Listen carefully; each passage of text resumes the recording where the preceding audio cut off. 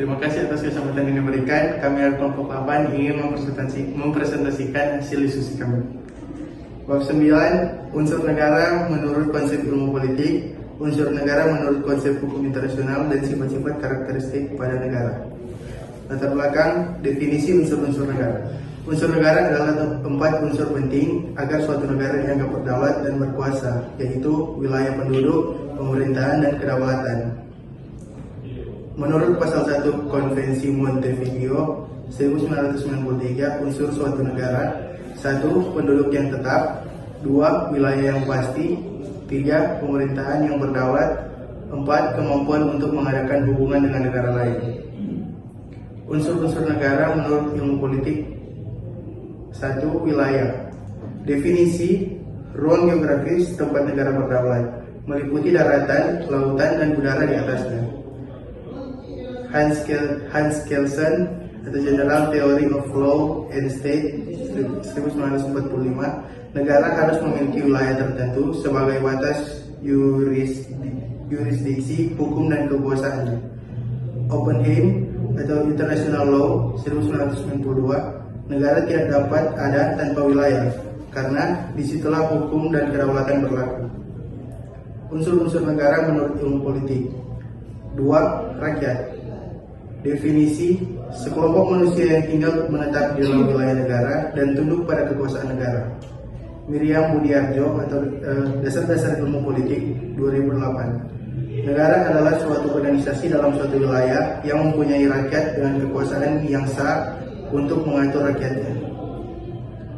Rakyat adalah unsur esensial yang membentuk negara, karena tanpa rakyat negara tidak memiliki tujuan. Unsur-unsur negara menurut ilmu politik. 3. Pemerintah. Definisi: organisasi atau lembaga yang menjalankan kekuasaan tertinggi dalam negara untuk mengatur kehidupan bersama. Max Weber, Politics as an Vocation 1919. Negara adalah komunitas manusia yang berhasil memonopoli penggunaan kekerasan yang sah dalam suatu wilayah.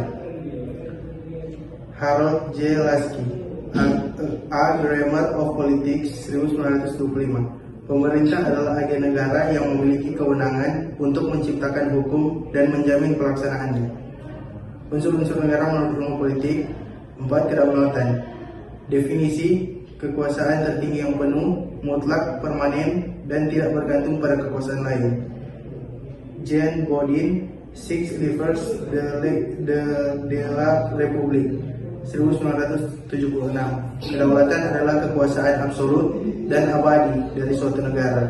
J.J. Russell, Du Kontrak Sosial 1762. Kedaulatan adalah kekuasaan tertinggi yang berasal dari rakyat dan tidak dapat dicabut. Kesimpulan: menurut ilmu politik, unsur pokok negara ada 4: wilayah, rakyat, pemerintah, dan kedaulatan. Artinya, negara baru dapat berdiri sah apabila keempat unsur ini ada dan berfungsi. Selanjutnya masuk di unsur negara menurut konsep hukum internasional. Yang pertama, penduduk tetap, permanent population, yang dimana sekelompok orang secara terus-menerus mendiami wilayah negara tersebut tanpa memandang jumlah tertentu. Yang penting ada penduduk yang mengikat dirinya pada negara tersebut. Yang kedua itu wilayah tertentu, defined territory, suatu ruang geografis yang jelas di mana negara tersebut menjalankan kedaulatannya. Tidak harus memiliki batas yang pasti, tetapi harus ada klaim wilayah yang diakui minimal secara efektif. Yang ketiga itu pemerintah atau government, organisasi yang menjalankan kekuasaan tertinggi di dalam negara untuk menjaga ketertiban dan melaksanakan kedaulatan. Nah, pemerintah juga harus efektif meskipun bisa bersifat sementara. Yang keempat atau yang terakhir, kemampuan mengadakan hubungan internasional, capacity to enter into relations with other states, yang dimana kewenangan negara untuk melakukan hubungan diplomatik dan perjanjian dengan negara lain sebagai cerminan kedaulatan eksternal. Kesimpulannya, menurut pasal 1 Konvensi Montevideo 1993, suatu entitas dianggap sebagai negara apabila memenuhi 4 unsur pokok. Yang pertama itu penduduk tetap, wilayah tertentu, pemerintahan, dan yang terakhir kemampuan menjalin hubungan internasional. Terdapat sifat-sifat negara yang resmi maupun universal. Menurut ilmu politik, sifat negara adalah ciri yang membedakan negara dari organisasi sosial lainnya.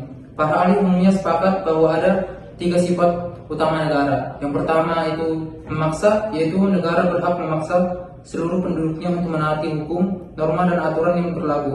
Jika melanggar akan dikenakan sanksi, bahkan dengan kekuatan fisik bila perlu.